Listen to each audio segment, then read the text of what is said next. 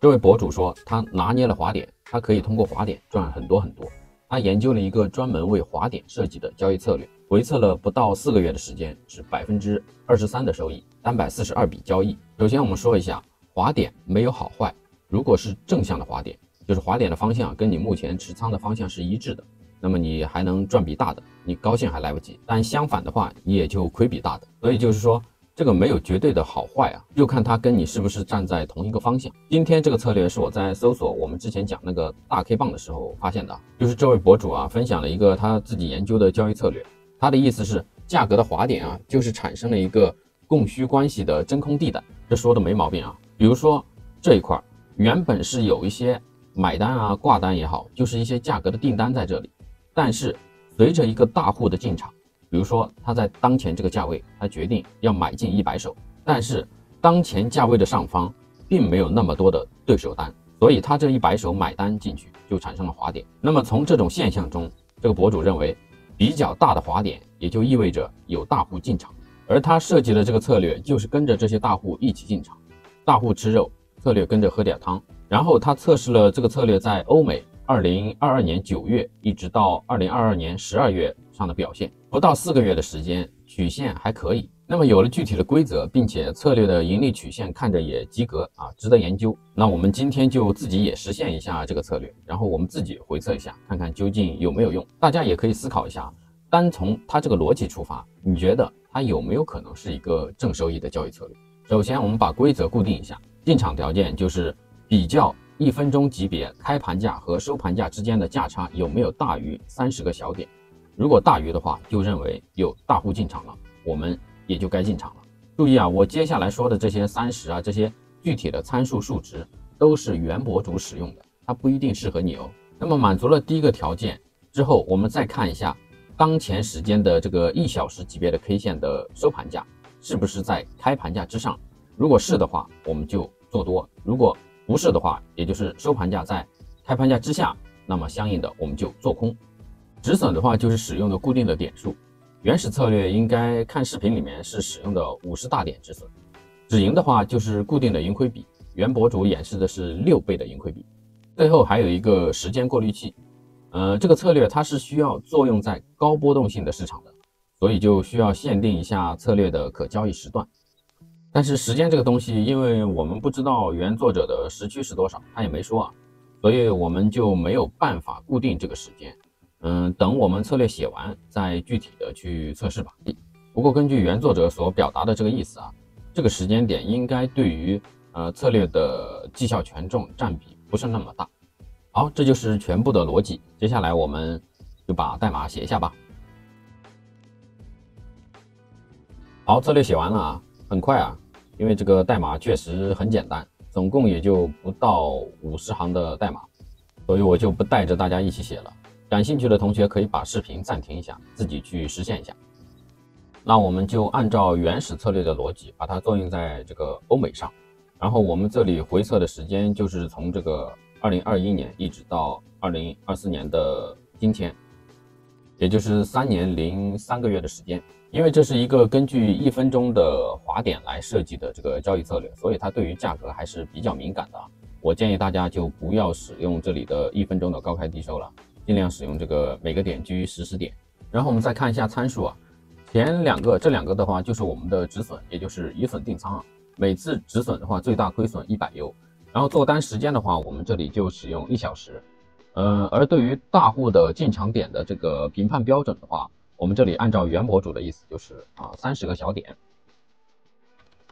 止损的话，我也是观察了一下原视频啊，它使用的是50大点，盈亏比的话就是6。然后这里的时间我们使用这个10到17，因为它是需要一个相对来说比较高波动的适合这个策略的一个时间段。好，我们就按照这个原博主的，尽可能按照原博主的这些参数，然后我们进行回测一下。对，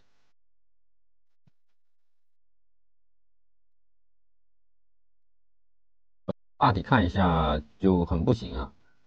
原博主测试的时间段应该是22年的9月份，应该是这一段时间段啊。但是我们这里把它往前倒了一些时间，从21年开始，往后又倒了一些时间，一直到24年。你拉长时间来看的话，这个策略就不太行了。它这里的曲线跟原博主展示的这一段时间的这个资金曲线啊，可以说是大相径庭啊。还是得测，还是得自己去实践，不能说别人说这个策略很好，你就直接拿来用，那真的是很不明智的选择。那我们这里把这个参数改一下，看看还有没有救啊。首先是这个盈亏比啊，我觉得6是不是高了一些？因为你这里使用50大点作为止损的话，6倍的盈亏比，那止盈价位差不多就得300个大点。我们这里稍微给它改小一点，看看还有没有救。哎，你别说，这里只是把这个止盈价位盈亏比稍微改小了一点，它这个资金曲线又要好了很多啊。那我们这里再把这个，我感觉这个止损也有点大，我给它改个一半的话，看看会怎么样？这就很差了，这不行的，这还不如用这个500呢。那我这里如果再把它这里的大户进场点给它标准放低一点的话，会不会更好？因为放低一点的话，你会有更多的这个交易笔数进来。测一下，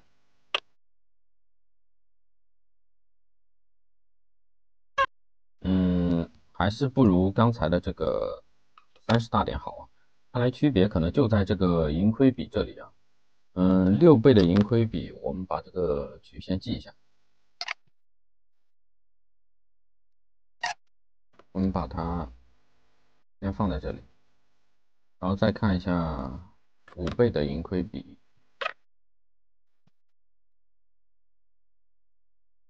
这是5倍的，这是6倍的。我们再看一下，如果是4倍的呢？这里是4倍的，区别还是有点大。再看一下，如果是7倍的呢？7倍的话就是直接亏损了。这里是4倍的盈亏比，这是5倍的，然后这里是6倍的。观察一下的话，其实大家应该也能看出来啊，它对于这个5倍的表现会更突出一些啊，而在其他的4倍啊、6倍啊、7倍的盈亏比上的表现都不是很好，感觉这个参数有点过于敏感了。这样的话，我应该就不会再看了哈。我们也不再测了，因为我感觉啊，大概率是没戏的。其实这是很正常的事情啊。我们常规的开发日常就是这样的，就是寻找各种这个 idea， 各种策略，然后用我们自己的代码去实现它。不要相信作者啊，我们自己实践一下，把好的留下来啊，进一步开发也好啊，不好的就直接丢掉。这个市场最不缺的就是各种策略啊，所以大家不必在一个策略上浪费那么多时间啊，不行就扔掉，换其他的就可以了。我个人说实话，很多策略都会被扔掉。能够说是通过所有的你这些验证规则走到最后去进行这个WFA 或者是蒙特卡罗模拟的策略还是比较少的，这就是现实情况啊。大部分的策略都很烂，就像我常说的一句话，我们开发的过程啊，就是在这个垃圾里面找黄金，所以无他，唯有多写。对于这个策略来说，我就不再研究了。当然，你们可以自己写一下，然后跑一下这个参数优化看一看。这个代码很简单啊，我就不把它上传到网盘，或者说是给大家生成好的这个执行文件了，大家自己跟着敲一下就行了，总共也就不到50行代码。我个人是不想在这种策略上浪费时间的了。好，这就是今天的全部内容。如果感觉对你有帮助的话，还请点赞、评论、加关注。那我们下个视频再见吧，拜拜。